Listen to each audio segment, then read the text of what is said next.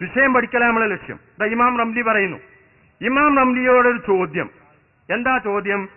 ചില ആളുകൾ ഇങ്ങനെ വിഷമഘട്ടങ്ങളിൽ ഒക്കെ യാ ശൈഖ് ഫുലാൻ, യാ റസൂലല്ലാഹ്, യാ ശൈഖ് മുഹിയുദ്ദീൻ ഇങ്ങനെയൊക്കെ ഇങ്ങനെ വിളിച്ച് കാവലിനെ തേടാറുണ്ട്. ഇങ്ങനെ തേടൽ അനുവദനീയമാണോ അല്ലേ? ഒരു ചോദ്യം.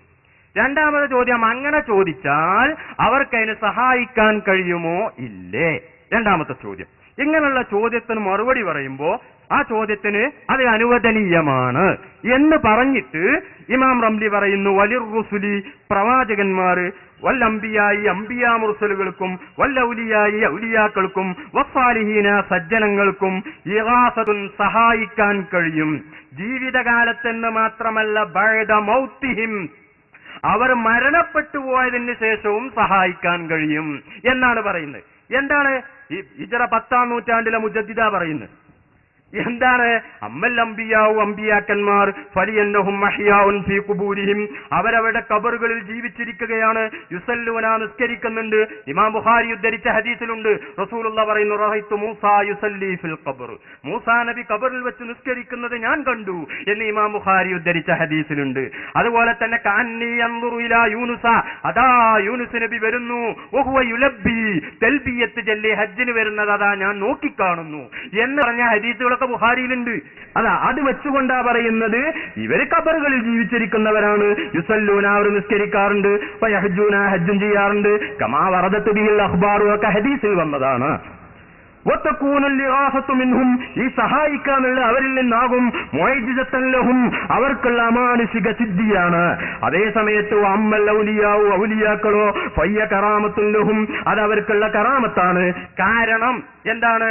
ഫഇന്ന അഹ്ലൽ ഹഖ്, സത്യത്തിന്റെ ആളുകൾ, ഫഇന്ന അഹ്ലൽ ഹഖ്, സത്യത്തിന്റെ ആളുകൾ, അലാ അയ്യക മിനൽ ഔലിയായി, കറാമത്ത് മുഅ്ജിസത്തുകൾ, കറാമത്തുകൾ ഔലിയാക്കളിൽ നിന്നുണ്ടാകും. ബിഖസ്തിൻ, അവർ ഉദ്ദേശിക്കുമ്പോൾ ഉണ്ടാകും. ഒബിക വൈരികസ്തിൻ, ഉദ്ദേശിക്കാത്തപ്പോഴും ഉണ്ടാകും. ഉമൂറുൻ ഖാരിഖത്തുൻ ലിൽ ആദ, അസാധാരണ സംഭവങ്ങൾ എന്ന് ഈ പുസ്തകത്തിൽ 10-ാം നൂറ്റാണ്ടിലെ മുജദ്ദിദ് എന്ന് പരിചയപ്പെടുത്തിയ മഹാനായ ഇമാം റംലി റഹ്മഹുല്ലാഹ് അദ്ദേഹത്തിന്റെ ഫതാവയുടെ 4-ാം വാള്യം 382-ാമത്തെ പേജിൽ പറഞ്ഞു. ഇനി ആയത്താളുണ്ട്. മഹാനായ ഈസാ നബി അലൈഹിസ്സലാത്തു വസ്സലാമിനോട് ഈസാ നബി അലൈഹിസ്സലാത്തു വസ്സലാം പറഞ്ഞത് കാണാം. എന്താ പറഞ്ഞ? ഈസാ നബി അലൈഹിസ്സലാമിന്റെ അമാനുഷിക സിദ്ധി എന്താണ്? വഉബ്രിഉൽ അക്മഅ വൽ അബ്റസ വവഹ്യിൽ മൗതാ ബിഇദ്നില്ലാഹ്. അതായത് ഓരോ പ്രവാചകന്മാർക്കും അവർക്ക് പ്രവാചകനാണെന്നുള്ള തെളിവിന് കൊടുക്കുന്നത് സാധാരണ നിൽക്കാനായിട്ട് കഴിയാത്തതാണ്. മൂസാ നബി അലൈഹിസ്സലാമിന്റെ കാലഘട്ടത്തിൽ സാഹിര്യങ്ങള് വലിയ ഉന്നതിയിലെത്തിക്കുന്ന ഒരു കാലമായിരുന്നു. അതുകൊണ്ട് എല്ലാ സാഹിര്യങ്ങളെയും പരാജയപ്പെടുന്ന ഒരു വടി മൂസാ നബിക്ക് കൊടുത്തത് അതുകൊണ്ടാണ്. അതേ സമയത്ത് ഈസാ നബി അലൈഹിസ്സലാമിന്റെ കാലത്ത് വൈദ്യശാസ്ത്രം അങ്ങേയറ്റം പുരോഗമിച്ച ഒരു കാലമായിരുന്നു. അതുകൊണ്ടേതായി അന്ന് മൂസാ നബി അലൈഹിസ്സലാമിന് കൊടുത്ത അമാനുഷിക സിദ്ധി എന്താണ്?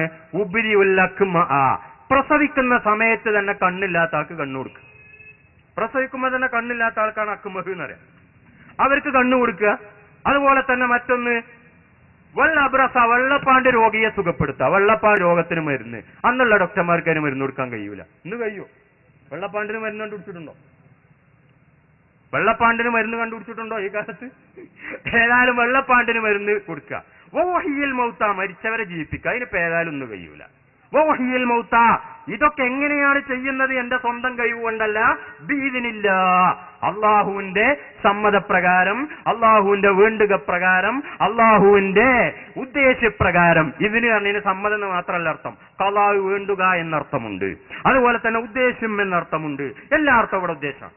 അപ്പോ അള്ളാഹുവിന്റെ സമ്മതപ്രകാരം മരിച്ചവരെ ഞാൻ ജീവിപ്പിക്കും. അതുപോലെ തന്നെ വെള്ളപ്പാണ്ട് രോഗിയെ ഞാൻ സുഖപ്പെടുത്തും.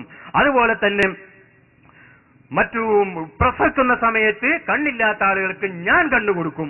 ഇങ്ങനെ ഈസാ നബി അലൈഹിസ്സലാം വാദിച്ച സമയത്ത് മഹാനായ ഇമാം റാസി റഹ്മഹുല്ലാഹ് അദ്ദേഹത്തിന്റെ തഫ്സീറിൽ വിവരിക്കുന്നു, ആളുകൾ പോയിട്ട് ഏതായി ഈസാ നബി അലൈഹിസ്സലാമിനോട് ആവശ്യപ്പെട്ടു. അതുപോലെ തന്നെ മറ്റൊരു സ്ഥലത്ത് പറഞ്ഞിട്ടുണ്ട്, ഒരു പക്ഷിനുണ്ടാക്കും.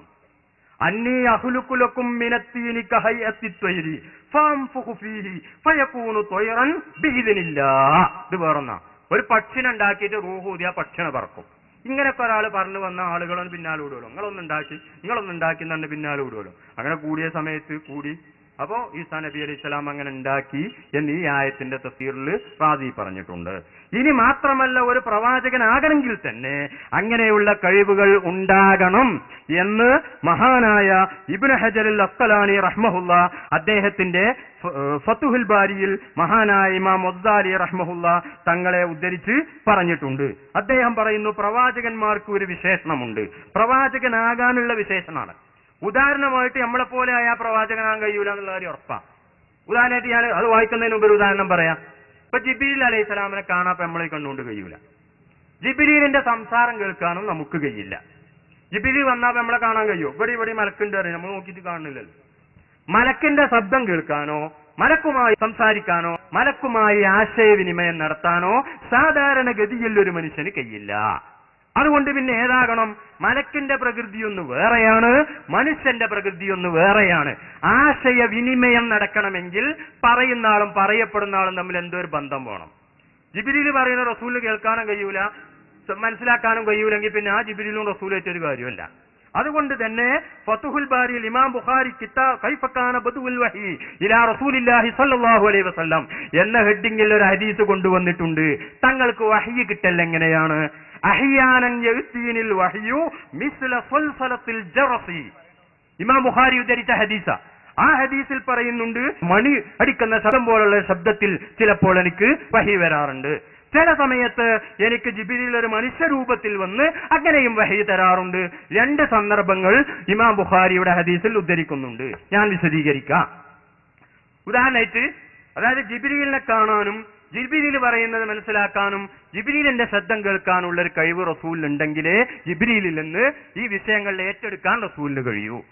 അതേ സമയത്ത് റസൂല് പൂർണ്ണമായും ജിബ്രീലിന്റെ മർത്തബയിലേക്ക് അങ്ങോട്ട് ഉയർന്നാലോ എന്ന ആ റസൂലിന് പിന്നെ സാധാരണക്കാരായ നമ്മളുമായി ആശയവിനിമയം നടത്താനും കഴിയില്ല.